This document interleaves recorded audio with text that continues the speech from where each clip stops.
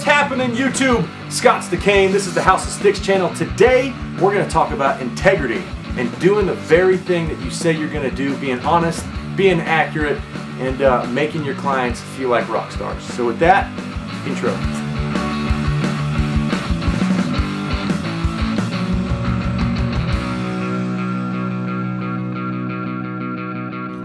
Yeah, and I realize I put my hand on the camera a lot, but you know, it's a great way to transition between scenes. Lots of stuff to talk about. Anyway, this video is going to be the first video in a series of the content calendar that I've talked about last week or on Monday. But today I really want to talk about first things first. I feel like most important than anything else in your ability to make money and in your job, in your work, in your life, is to just be honest, man. To do the things that you say you're gonna do. Sometimes they're really hard, but expectations are the key component to keeping people happy. And if you really think about what you do as a service provider, somebody else is hiring you, they are giving you money, they are giving you the opportunity to work for them because they can't do the job that you can do, they need help doing the job that they can do, they really like what you can do, and they want to bring you into the team. And with that decision, you know, that person is bringing you into their company, spending the company's money on you because they believe in you. Your responsibility in doing that is to make that person look fantastic, make them look brilliant, make them feel like a rock star. It is probably the best thing that you can do to make the other person that hired you a success. It should be your job, it should be your goal as a service provider to get that person a raise, to make them look so good that they're gonna say, man, you have helped my career, because you know what's going to happen? They're going to call you time after time after time after time. And that's really what we want as service providers, as creative people, as people who are trying to do and make good work. You're going to get more leash to do more creative stuff. You're going to be able to ask for more money. You're going to get bigger jobs if you've got more of these people on your side. So here are three things for you British people out there, three things that you can do to really help those client relationships. Number one, make sure that you are always setting the expectation for the project. If you've got some graphic design project, or you've got your website to build, or you've got a video to shoot, or whatever it is, make sure that you are setting the proper expectations. The last thing that you can do is tell somebody that it's going to be done in 2 weeks and it's not done for 2 months. That's going to add just a level of frustration. It's not going to work. You can't do the same thing with money, right? You can't ask for $10,000 for a project and then try to bill them $20,000. You need to be very clear, very upfront. Communication is going to be the key. So make sure that all of your communication is spot on with your clients, that they can trust you, and at the end of the day, they can say, you know what this dude says is exactly what we're going to get. We know it. We knew from the very beginning. We knew what we were agreeing to.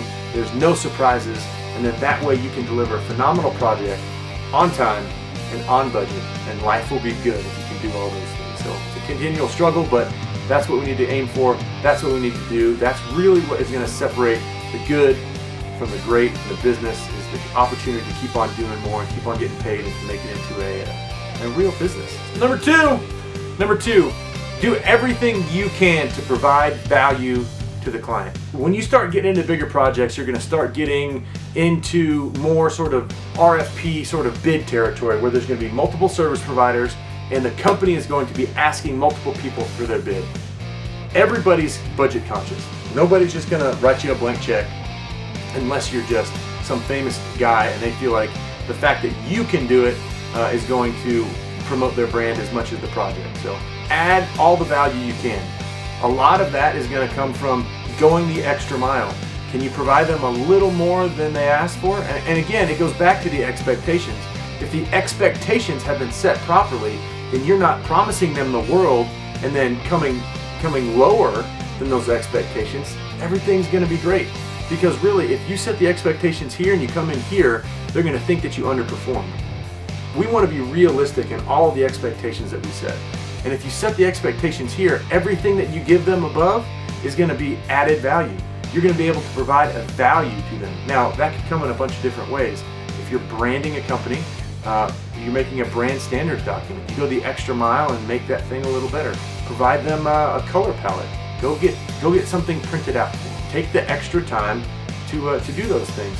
part of that could just be really helping them understand what it is that you're giving them and educating them in the things that could be done. There have been plenty of times where I've provided a brand standards document to go along with the website and business cards and all this other stuff. And you're like, what the crap is this? I don't care what the logo or the font is or anything like that. And then they call me back up and say, hey, what font is this that you use, or what color is it? And I say, hey, you remember that brand standards document that I gave you? That's what that's for. So yeah, make use of yourself. Find some ways that you can provide extra value to the client. If it's a list, if it's a schedule, if it's all that stuff, do it, man. Just go for it and try to be an advocate for that person that you're working for. Make them look like a rock star. Again, that's going to be your best way to go forward. Number three, be a part of the culture. It's a business. Everybody who works, think about what you do on a daily basis. If you're going to work with people that are working in corporate America, if you've known me long enough, you know I'm not a super fan of corporate America, but corporate America does a lot of good things. They have a lot of money. It's corporate for a reason because, you know, corporate things have to have a structure and a hierarchy and all that.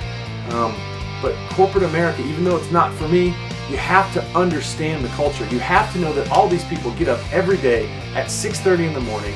They get in a car, they commute to work, they wear some sort of business attire. They're going there trying to do their best to impress the managers that they get the promotion and they can move up the ladder. Understand the culture and how things are done. That means you got to do a little bit of homework. That means that you've got to go back and figure out more about that company so you can be like an extra hand to them. They're looking for a teammate. Remember, when somebody hires you, they're not asking you just to provide this thing. Provide them a great experience. Provide them with a great culture. Provide them with a unique opportunity to go do something or to be a part of your team as well, right? People want to be a part of something bigger than themselves.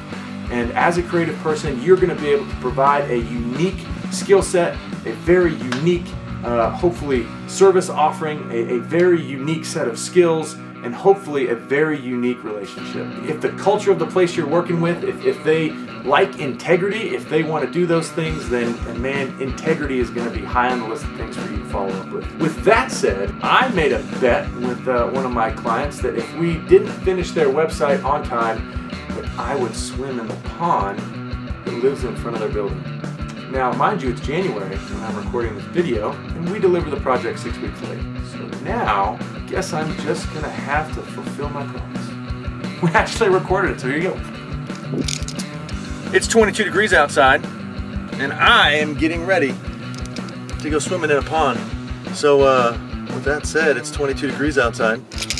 22? See that? Come on, focus! There's no anticipation. There's just straight into the water. Survey.